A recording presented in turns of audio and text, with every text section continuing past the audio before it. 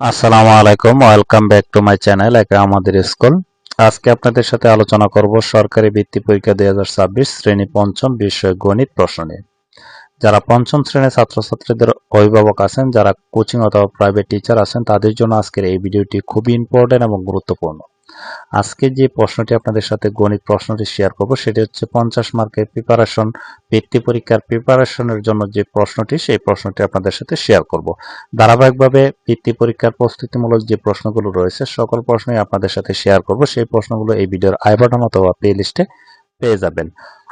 এই প্রশ্নগুলো যদি আপনারা ভালোভাবে তাদেরকে প্র্যাকটিস করান তাহলে কিন্তু তারা সহজেই বৃত্তি পরীক্ষাগুলো সহজেই প্রশ্নগুলো আনসার করতে পারবে।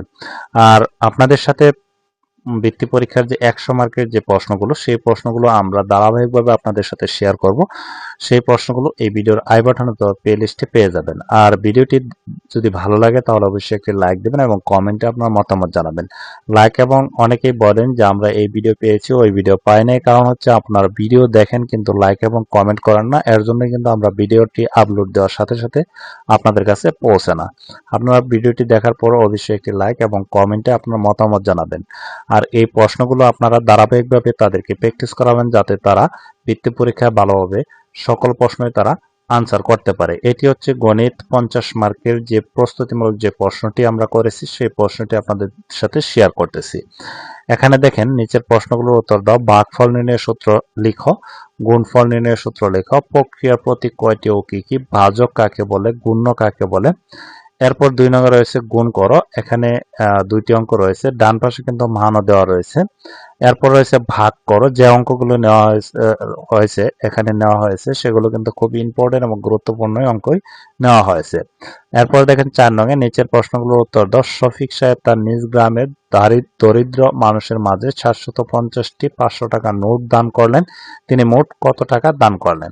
একটি আম আলমারিতে 560টি বই রাখা যায়, এরকম কতটি আলমারিতে